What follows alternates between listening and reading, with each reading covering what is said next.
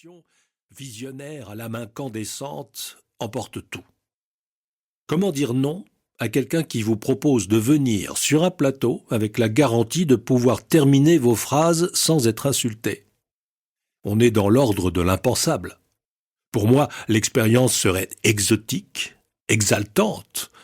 Je cède. La suite, on la connaît. Chaque vendredi, sur CNews, il m'est donné d'éditorialiser l'actualité, sous la conduite talentueuse de deux grands journalistes qui me mettent au rouet, Elliott Deval et Geoffroy Lejeune. Une amitié a grandi entre nous, qui s'exprime à l'antenne par une dialectique lumineuse. L'an dernier, quand l'émission a été suspendue pour les vacances d'été, j'ai décidé d'écrire sur le mémoricide français. Cette année, considérant que la situation s'est aggravée et que le mal qui nous ronge a changé de nature, j'ai résolu d'écrire sur le populicide français.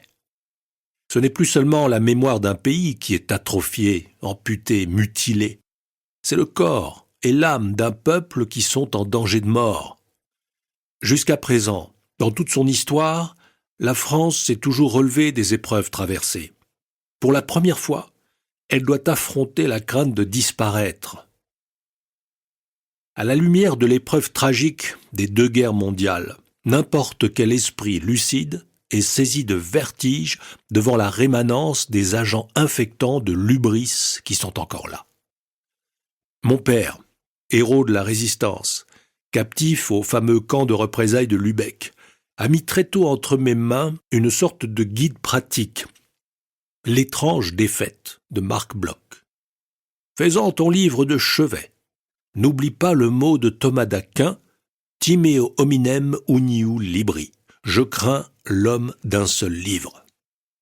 Mais pourquoi donc faire de la débâcle de 40 un livre de chevet? Nous ne sommes plus en 40, le monde a changé. Certes. Mais rien n'a été compris de la cause qui l'a produite. C'est un livre pour les temps qui viennent. Il instruit le procès des lâchetés à venir. J'ai lu et relu Marc Bloch, et j'en ai inféré que nous revivions un juin 40 mental. Son exorde est d'une actualité saisissante. Nos chefs n'ont pas été seulement frappés dans leur courage, dans leur intelligence ou dans leur caractère, ils ont été frappés dans leur foi. Ils ne croyaient pas à la France. Dans les pages ultimes de ses recommandations, où s'enchaînent les fulgurances, l'historien s'adresse à la jeunesse. Je pense à ceux qui me liront, à mes fils, certainement, à d'autres peut-être un jour parmi les jeunes. Je leur demande de réfléchir aux fautes de leurs aînés. Peu importe qu'ils les jugent avec l'implacable sévérité des âmes encore fraîches, ou leur réserve un peu de cette indulgence amusée dont les générations montantes accordent volontiers au vieil âge le dédaigneux bénéfice. L'essentiel est qu'ils les connaissent, pour les éviter. Nous nous trouvons aujourd'hui dans cette situation affreuse où le sort de la France a cessé de dépendre des Français. L'avenir de notre pays et de notre civilisation fait l'enjeu d'une lutte où nous ne sommes plus que des spectateurs un peu humiliés. Nous y revoilà. Moi aussi, je veux écrire pour les générations montantes, au nom du danger inouï qui nous guette, au-dessus du précipice qui s'ouvre. Il y avait donc, en 1940, des chefs politiques français qui ne croyaient plus à la France, qui ne l'aimaient plus. Ce désamour vient de loin, probablement du temps où le pays a cessé de croire aux patries charnelles et spirituelles.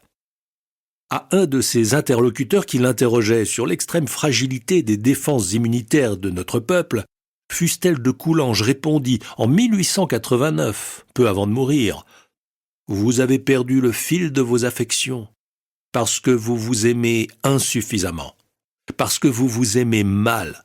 Le premier devoir d'un grand peuple, comme d'une famille forte, est de s'aimer, et d'abord de s'aimer dans son passé, de s'honorer dans les morts. Eh bien, qu'avez-vous fait de la dignité de vos morts?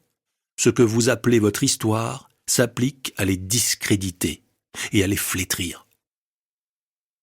Un siècle après, c'est bien pire. Nos morts, ils ont été évacués, comme si... Livre audio complet gratuit disponible en description de cette vidéo.